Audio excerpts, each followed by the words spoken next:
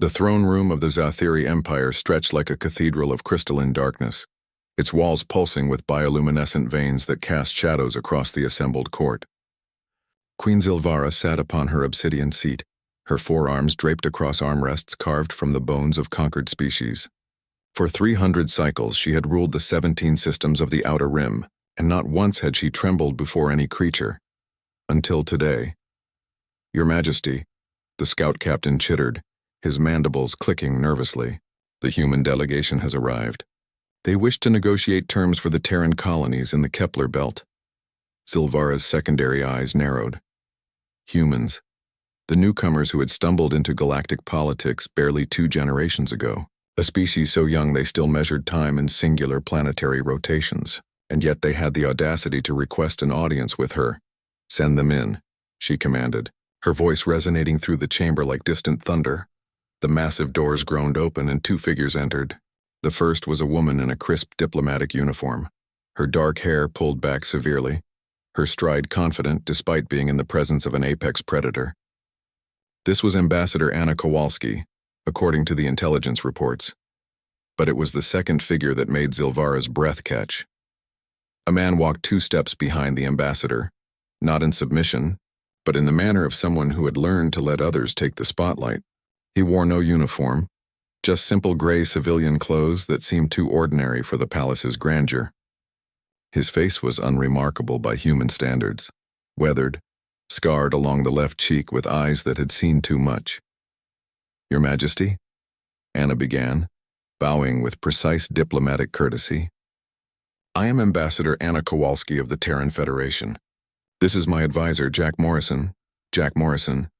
The name hit Zilvara like a kinetic projectile. Her forearms tensed simultaneously, claws digging into the armrests.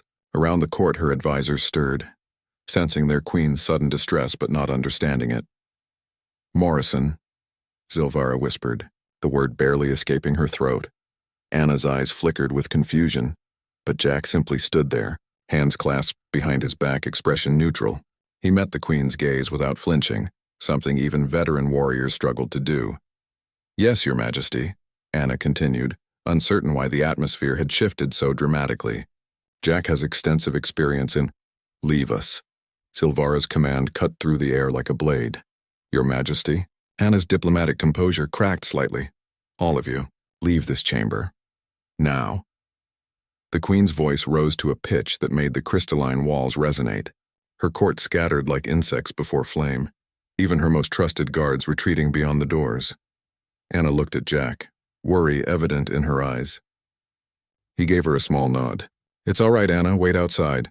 When the doors sealed shut, silence filled the throne room like deep water. For a long moment neither human nor alien spoke. Finally Zilvara descended from her throne, her movement slow, almost hesitant. She approached Jack with the caution of someone approaching a sleeping predator. "Sigma 9, she said quietly. "The mining colony on Arcturus 4, 17 cycles ago." Jack's jaw tightened almost imperceptibly. "You were there. I commanded the assault fleet," Zilvara confirmed. "We expected an easy victory. A small human outpost barely defended. Mineral rights would be ours." Her voice took on a hollow quality. "We expected 300 civilians. Some basic defenses. Nothing significant. You got me instead." The queen's body shuddered, a Zathiri response to genuine fear, something her species rarely experienced. "One human, just one. I watched from my command ship as you held the southern ridge for 16 hours, alone. My warriors called you Vexthor, the immovable death. You destroyed 47 of my soldiers, 47 of the Empire's finest warriors, with primitive kinetic weapons and improvised explosives." Jack said nothing, but Zilvara saw the slight tension in his shoulders, the way his hands remained perfectly still, the stillness of someone who had learned to conserve every ounce of energy for survival. "When we finally breached your position," she continued, "you were still standing, covered in injuries that should have killed you 3 times over, out of ammunition, holding nothing but a combat blade. And you smiled at us."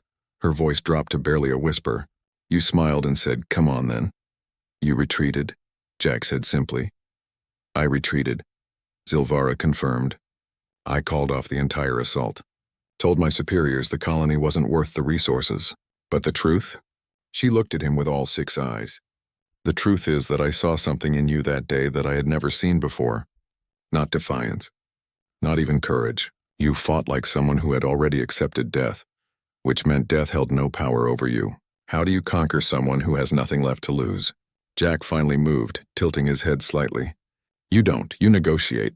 Understanding flickered across the Queen's alien features. That's why you're here. Not as a soldier, but as a reminder. Anna doesn't know, Jack said, about Arcturus IV, about any of it. She's a genuine diplomat who believes in peaceful solutions. She's the future humanity wants, and you? I'm the past humanity remembers. Jack's expression softened slightly. But I'm also here to tell you that we don't want war, Your Majesty. We never did. We just want to live, to grow, to exist alongside you and every other species in this galaxy. Zilvera returned to her throne. But she no longer sat like a conqueror. She sat like a ruler who had learned wisdom through fear. And if we refuse? If the Empire demands the Kepler colonies? Then Anna will be disappointed, Jack said quietly. But she'll leave peacefully, however. He paused, choosing his words carefully. There are thousands like me in the Terran Federation, Your Majesty. Veterans who held impossible positions against impossible odds. We don't want to fight, but we will defend what's ours. The Queen was silent for a long moment, processing not just his words, but the memory of that day on Arcturus IV. The image of one human standing against an empire. Finally, she spoke. Tell Ambassador Kowalski that the Zathiri Empire recognizes Terran sovereignty over the Kepler Belt colonies.